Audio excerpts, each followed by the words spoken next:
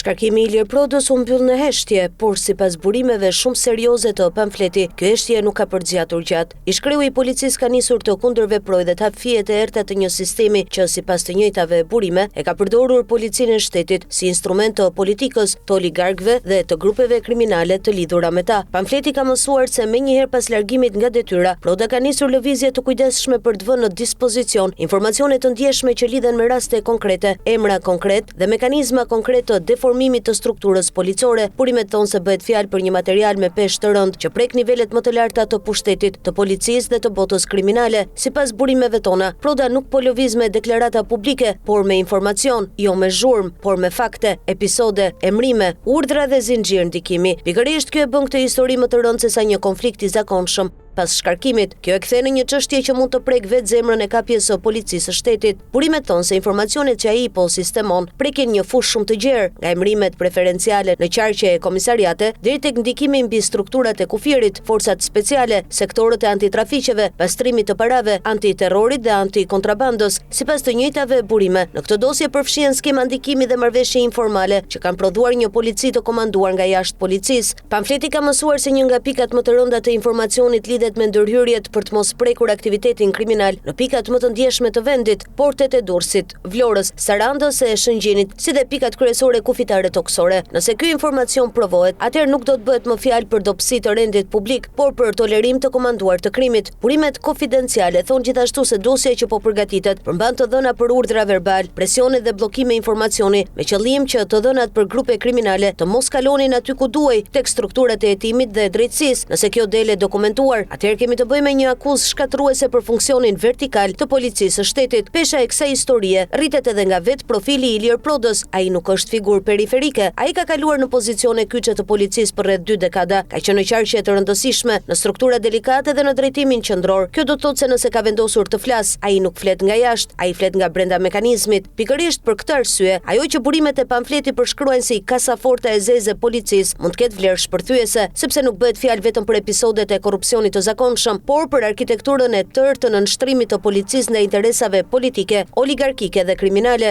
Deri në këtë moment nuk ka konfirmim zyrtar për ekzistencën dhe përmbajtjen e plotë të kësaj dosjeje, por burimet e pamfletit insistojnë se bëhet fjalë për një material që mund të ekspozojë emra, skema, marrëveshje dhe ndërhyrje që kanë mbajtur peng kupolën e policisë për vite. Kjo është edhe arsyeja pse çështja nuk duhet parë si akmarrje individuale, ajo duhet parë si alarm i mundshëm institucional, sepse nëse një ish drejtues i lartë del dhe tregon se policia është përdorur për të mbrojtur krimin, për toleruar trafiqet dhe për të shërbyer interesat e pushtetit, atëherë nuk kemi më krizë personash, kemi krizë të shtetit. Pyetja tani është vetëm një: a do të mbetet kjo dosje në errësirën e pazareve dhe të frikës, apo do të dalë plot dhe do t'rregojë se kush e ka komanduar realisht policinë e shtetit? Nuk dihet nëse Ilir Proda po e bën këtë si akmarrje që e keq përdorën dhe e hodhën si leck, ose si kontribut për shkatrimin e rrjetit që ka marrë peng policinë, apo si pentito, nga që edhe vet ka qenë në shërbim të grupeve kriminale dhe synon të lehtësojë pozitat e tij.